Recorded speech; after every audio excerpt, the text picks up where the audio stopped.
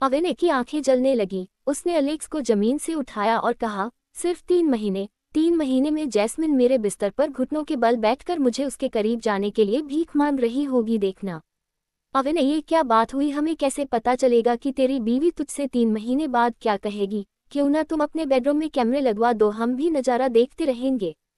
सेल्वन दोबारा बोला और उसने हंसते हुए अपने हाथ को अपने दोस्त के कंधे पर रखने की कोशिश की कि तभी एक गोली चली और वो गोली सेल्वन के हाथ में लगी, जिससे सेल्वन का हाथ लहूलुहान हो गया। You bastard. Oh I am sorry Avinay, मैं तुम्हें बास्टर्ड कहना नहीं चाहता था, वो बस गलती से मेरे मुंह से निकल गया। सेल्वन डरते हुए बोला। सेल्वन एक रिच फैमिली का बिगड़ा हुआ बेटा था। उसकी वाइफ उससे भी ज्यादा रिच और सक्सेसफुल वुमेन थी, मगर वो सेल्वन के प्यार में पागल थी, इसलिए उसने सेल्वन के सारे अफेयर्स को नज़रअंदाज किया।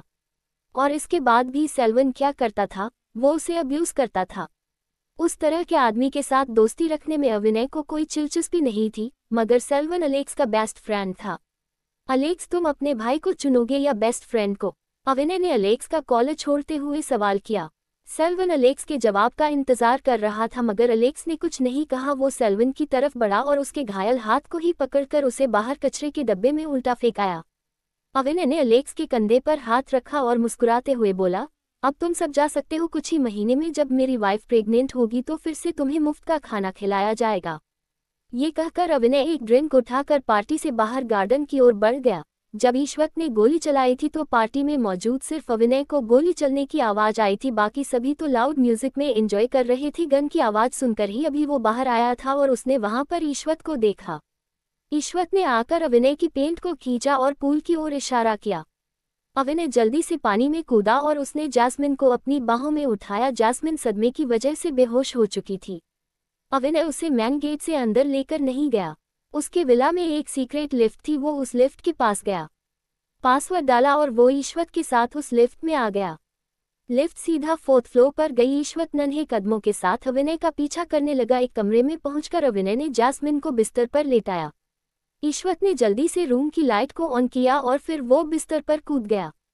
जब अविनय ने जैस्मिन के बालों पर खून को देखा तो जैसे वो थोड़ा घबरा गया। तभी ईश्वत ने उससे कहा, डैड डोंट पैनिक, मॉम को कोई चोट नहीं आई है, ये उन डर्टी अंकल का खून है। ये कहकर ईश्वत जल्दी से बाथरूम की ओर दौड़ा और वो टॉवल को गीला करके बाहर लाया। उसने जैस्मिन के माथे पर आए खून को साफ किया, मगर वो पूरी तरह से खून को साफ नहीं कर पाया। अविनय ने कहा, लेट मी क्लीन हर बॉडी। अविनय ने जैस्मिन को फिर से गोद में उठाया और उसे बाथरूम में ले गया। उसने उसे बाथटब में लेटाया तो पूरा बाथटब खून से भर गया।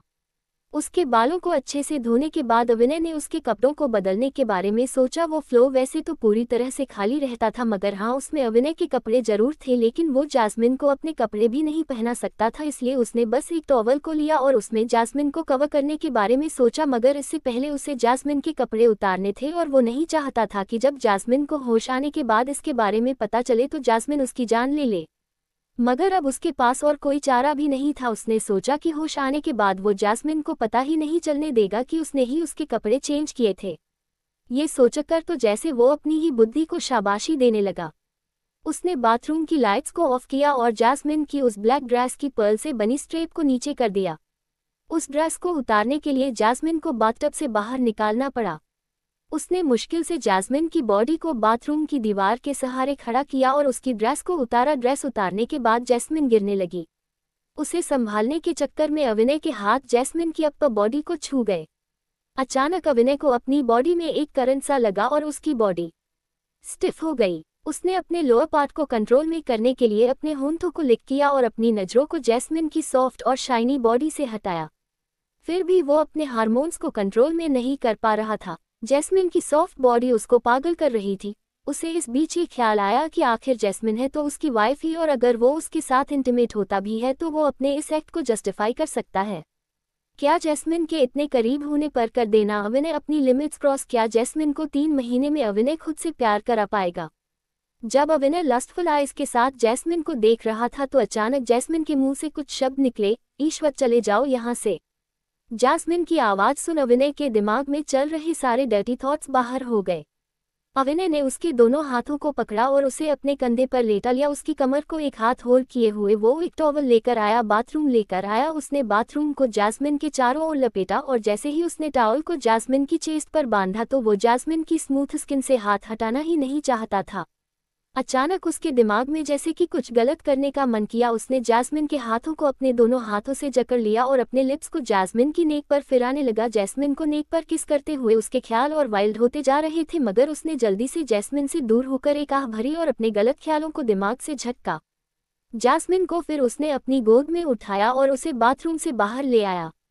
ईश्वत अपने डैड को ऊपर से नीचे तक देख रहा था। वो ये कंफर्म कर लेना चाहता था कि उसके डैड ने उसकी मॉम के साथ कुछ गलत नहीं तो नहीं किया था। जब उसे लगा कि उसने कुछ भी गलत नहीं किया है तो उसने जल्दी से कहा, मैं मम्मी के लिए ड्रेस लेकर आ गया हूँ और मैंने कॉल करके अलेक्स अंकल को उन बैड अंकल की बॉडी को वहां से गायब करने के लिए भी कह दिया है। अविनय ने हाँ में सिर हिलाया और कुछ नहीं कहा। दोनों ही जैस्मिन को बिस्तर पर लेटा कर सोचने लगे कि आखिर जैस्मिन को ड्रेस कौन पहनाएगा। कुछ सोचकर अविनय ने ईश्वत से कहा, क्या तुम अपनी मम्मा की हेल्प करना चाहोगे? ईश्वत ने कहा, नो डैड, मैं एक बॉय हूँ। ओके, तो फिर उसे क्या यूं ही छोड़ा जाए? अविनय बोला। ईश्वत ने जवाब दिया, डैड, हमें मम्मी को अकेला छोड़ देना चाहिए। जब मम्मी को होश आएगा तो वो खुद ड्रेस पहन सकती है और तब तक मैं मम्मी का ख्याल रखने के लिए यहाँ पर हूँ। ये कहकर वो जैस्मिन के पास बैठ गया और प्यार से जैस्मिन के सिर पर हाथ फेरने लगा। उसकी आंखें प्यार से भरी थी। उसने अविनय की तरफ बिना देखे कहा, dad, now you can change your clothes. आपको कॉफ हो सकता है तो तुम मेरी परवाह कर रहे हो? तुम ऐसे कब से हो गए? अविनय ने भौहें चढ़ाकर सवाल किया। ईश्वत ने कहा, डैड, आप इतने बड़े हैं, मुझे आपकी बच्चों की तरह परवाह करने की जरूरत नहीं है। मैं तो बस आपसे इसलिए कह रहा था कि आपको कॉफ हो गया और आप फिर मम्मी के पास आए तो मम्मा को भी आपकी वजह से बीमार होना पड़ेगा, जो मैं नहीं चाहता। यू लिटिल मॉन्स्टर, कहते हुए अविनय रूम से चला गया। उधर दूसरी तरफ शमिता के अपार्टमेंट में 3 घंटे तक सुकून से सोने के बाद शमिता की आंख खुली। उसने फोन में टाइम देखा, फिर उसने बिस्तर पर बैठे हुए ही ड्रॉअर से एक पैकेट को निकाला। उसने उसमें से कॉन्ट्रासेप्टिव पिल्स निकाली और उन्हें खा लिया। वो नहीं चाहती थी कि उनके रिश्ते के स्टेबल होने से पहले ही उनकी लाइफ में कोई बच्चा आ जाए, जिसकी वजह से उस बच्चे की लाइफ भी उसकी तरह ही मुश्किलों में गुजरे। बिस्तर से उठकर उसने चलने की कोशिश की। मुश्किल से वो चल पा रही थी, उसके पैर कांप रहे थे। बाथरूम में जाकर गर्म शावर लेने के बाद उसकी थकान और शरीर का दर्द कम हुआ। बाहर आकर उसने क्लोजेट रूम से ड्रेस निकालकर पहनी और वो रूम से बाहर निकल गई। रूम से बाहर आकर उसने किचन में जाकर अपने लिए ब्रेकफास्ट की तैयारी की, मगर वो ये देखकर हैरान हो गई कि ब्रेकफास्ट ऑलरेडी तैयार किया हुआ था, यहाँ तक कि हल्का गर्म भी था। उसे तब समझ आ गया कि ये सब पार्थ उसके लिए करके गया था। किचन में ही खड़े होकर अपने हस्बैंड के हाथ का बना ब्रेकफास्ट करने के बाद वो बाहर हॉल में आई। तभी अपार्टमेंट की डोर बेल बजी। उसे लगा कि पार्थ फिर से आया होगा।